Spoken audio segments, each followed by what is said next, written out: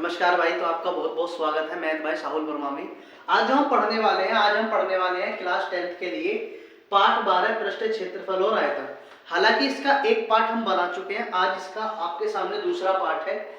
मैंने आपसे बोला था कि जो पहला वाला पार्ट था उसमें हम बहुत थोड़ा सा हमने कंसेप्ट जाना था कि किस बेस्ड पे क्वेश्चन आ रहे हैं आजकल बोर्ड के एग्जाम में, ठीक है। और आज जो आपके लिए पार्ट है सेकंड पार्ट, उसमें है ना आपके यहाँ सारे के सारे हम कंप्लीट फॉर्मूला पढ़ेंगे भाई, ठीक है। चलिए स्टार्ट करते हैं अपना कंसेप्ट छोटा सा। कैसे? देखिए सबसे पहले एक घन होता है, घन, ठीक है भैया। घन एक ऐसी आकृति होती है जिसकी सारी की सारी जो भुजाएं होती है वो बराबर होती है मेरे भाई, ठीक है। चलिए डायरेक्ट मुद्दे की बात करते हैं, फालतू की बातों में अपना वक्त बर्बाद करेंगे ही नहीं। कैसे? देखिए घन का जो वक्र पृष्ठ क्षेत्रफल होता है मेरे भाई वो होता है 4a², ठीक है मेरे भाई, ठीक है। फॉर्मूले डायरेक्ट याद करने, काम खत्म करना है, ठीक है।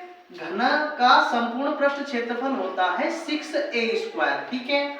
घन का आयतन क्या होता है? आयतन हमेशा क्यूब में चलता है, आप लोगों को पहले बताया था, और क्षेत्रफल हमेशा स्क्वायर में चलता है। देखो आज भी हमारे सामने ये प्रूफ बात है एकदम, ठीक है ना, ठीक है।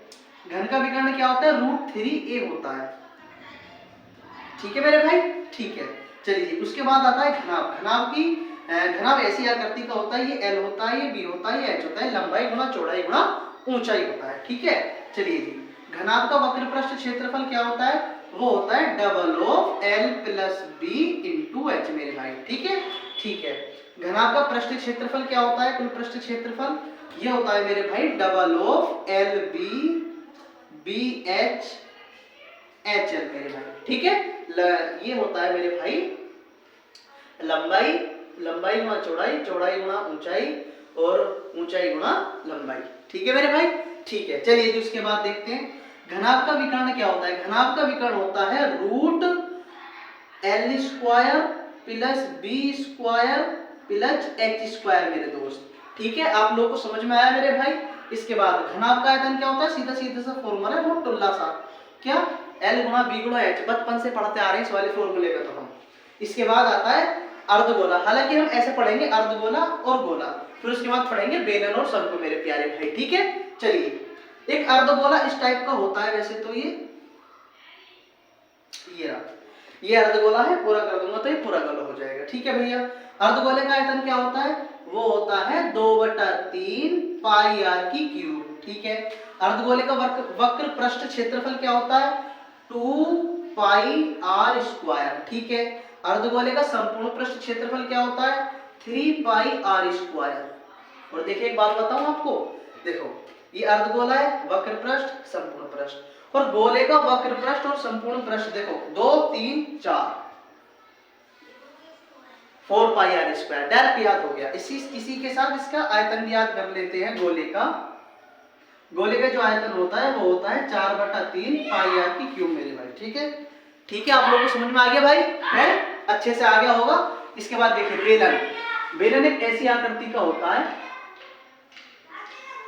अभी से वो वाला बेलन भी समझ सकते हो तुम, कौन सा जो मम्मी बजाती है, मैं बताता हूँ, जिससे मम्मी रोटी बनाती है हमारी।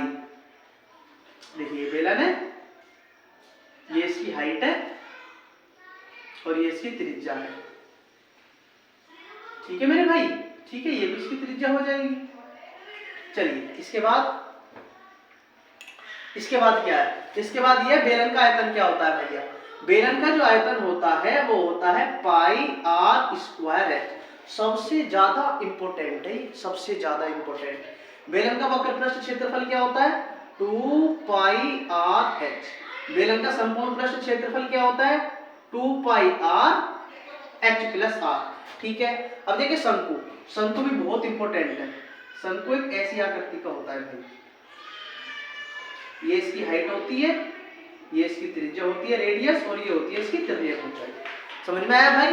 अच्छा शंकु को आप ऐसे भी रिलेट कर सकते हो, बर्थडे की टॉफी नहीं आती है, टॉफी जो आती है बर्थडे की हमारी वाली, वो हो सकती है, ठीक है, वो ही है। वैसे तो हो सकती है, क्या भैया आराम से हिलो मत ना हमारे हैं कुर्सी। चलिए जी शंकु का आयतन क्या होता है भैया? शंकु का आयतन होता है मेरे प्यारे भाई 1/3 πr²h, ठीक है, ठीक है। शंकु का वक्र पृष्ठ क्षेत्रफल क्या होता है? बतलाइए, आप बताइए, चलिए बताओ भाई। पाई आर एल बता दिया आप लोगों ने, मैंने सुन लिया वैसे। अच्छा, तिर्यक ऊंचाई क्या होती है? तिर्यक ऊंचाई होती है भाई एल बराबर H square plus R square. ठीक है, शंकु का संपूर्ण पृष्ठ क्षेत्रफल क्या होता है बताइए, बता दीजिए। चलिए बता दीजिए। और भैया चैनल को हाथ तो सब्सक्राइब भी कर दीजिए, करवा भी दीजिए अपने दोस्तों से, यार दोस्तों से, दुश्मनों से, सबको शेयर भी कर दीजिए वीडियो कि भैया अब ऐसा है, हमने जो क्लास हमारी 10th है उसके फॉर्मूले देख लो एक बार, चैप्टर नंबर 12 से रिलेटेड। शेयर भी कर दो भाई, और क्या है, अच्छी बात है, शेयर कर दो, लाइक कर दो और कमेंट भी कर दो बढ़िया बढ़िया से, हैं। चलिए, शंकु का संपूर्ण पृष्ठ क्षेत्रफल क्या होता है? पाई आर एल प्लस आर। खत्म। देखिए, आज जो हमने फॉर्मूले पढ़े हैं सारे के सारे, यदि ये हमारे याद हैं तो बहुत रेयर चांस है कि हम अपना एमसीक्यू एग्जाम में गलत करके आए। गलत करने का तो खैर सवाल ही ना है, छोड़ने का भी सवाल नहीं है, छोड़ेंगे ही नहीं बिल्कुल भी। कैसे छूट जाएगा जब हम करेंगे तो भाई उसे है भैया। ठीक है, तो आज की जो वीडियो है हम केवल और केवल फॉर्मूले पे ही समाप्त करेंगे। ठीक है भाई, आज की वीडियो हम फॉर्मूले पे ही समाप्त करेंगे। इसका जो हम अगला पार्ट लेके आएंगे, नेक्स्ट पार्ट, लास्ट पार्ट, उसमें मैं आपको इन सब से रिलेटेड बोर्ड में जितने भी एग्जाम में एमसीक्यू बन सकते हैं सारे टाइप एक ही वीडियो में ले आऊंगा मेरे प्यारे भाई। और अगर आपको वीडियो अच्छी लगती है तो इसे लाइक, सब्सक्राइब और शेयर जरूर कर देना। आपसे मिलेंगे भाई नेक्स्ट वीडियो में। नमस्ते भाई।